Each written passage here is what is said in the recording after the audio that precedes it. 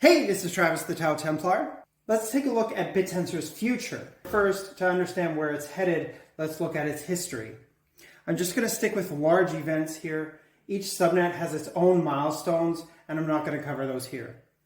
Bittensor was released at the beginning of 2021. The vision was to create a decentralized AI.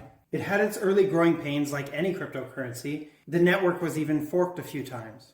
In the very early days, there was a Discord chat bot that you could chat with. There wasn't very much to show, at least not to somebody outside the immediate Bittensor community. There were no subnets. For much of the early days, and by this I mean pre-October 2023, the OpenTensor Foundation was preparing for subnets. October 2023, everything changed with the release of subnets. The original Bittensor network's work became one of many subnets, performing its one task while permissionlessly allowing anyone to create a new subnet, a new task, to add to Bittensor's intelligence network. If you thought Bittensor needed storage, make a new subnet. If you think Bittensor needs AI pre-training or inference or a bunch of other AI technical terms, make a subnet. Reminds me of Apple's early trademark, there's an app for that. There's a subnet for that. October 2023, a Darwinian process now orchestrates Bittensor. Only the most valuable work stays, and the useless work is kicked off the network. Bittensor became a self-improving network. If you look at the price chart, it's clearly evident when this Cambrian explosion started. In July 2024, the Bittensor repository was hacked. The hacker made off with TAO from some validators and miners. However, regular users and stakers were unaffected. The chain was paused for a couple weeks to diagnose and repair the issue, and now we're back to normal. Today we have 45 subnets, and dynamic TAO is currently being tested on the testnet. All subnets are competing and improving. Those that aren't are being kicked off. As we move into the future, this is just the best projection that I have right now. A lot can change, and obviously this timeline isn't to scale. Most of these are just my opinions. At some point, we will have many reliably profitable subnets. Right now, we currently have maybe a couple, but most subnets are still learning how to build on Bittensor. Remember, this is very new technology. There is no perfect blueprint that will work for every subnet. So subnets need to try things out, change their reward mechanism, change how miners are graded, etc. At some point, we will have subnets that have improved so much that they are reliably profitable for validators to sell access to. Once they're reliable and valuable, those subnets will then plug into each other, thereby multiplying the end effect.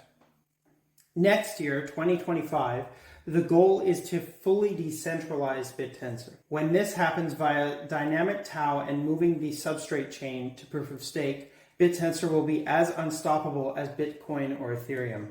We have the halving coming up in approximately 1 year. We're guessing late 2025. This cuts emissions in half. So all participants will receive less TAO, stakers, validators, miners, and subnet owners. It will be interesting to see the economic impact to the network. Obviously, that's bullish for TAO because it becomes more scarce. However, late 2025, we're looking at the Bitcoin bear market starting, so that'll be bearish for all altcoins, including TAO. It will be a very exciting year. Once we have a decentralized, self-improving network, many people think AGI will be right around the corner. After all, if you're using Darwinian methods to increase intelligence in a computer network, eventually you'll have to create AGI. I personally think this would be amazing, since centralized AI will always have the whole power corrupting thing looming over it. Also, the fact that centralized AI won't be able to compete is pretty cool too. To me, the most exciting thing is the prospect of decentralizing any business.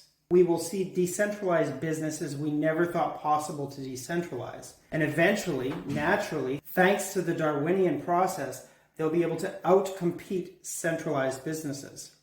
When you realize you can have code ask humans for input, you realize you can decentralize anything on Bittensor. I'll give you a couple examples of wild subnet ideas that are possible. Uber. You could have drivers be miners that tell validators where they are, and validators route the miners to paying customers. How about brick and mortar store management? Having validators hook up to surveys, cameras, microphones, whatever you want, and have store employees be miners doing the work.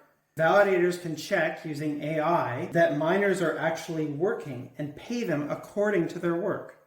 This will have massive impacts on governments and big businesses as their power will be siphoned away. There will be many attempts to stop Bittensor, but it won't be possible thanks to the decentralized and permissionless attributes of the network.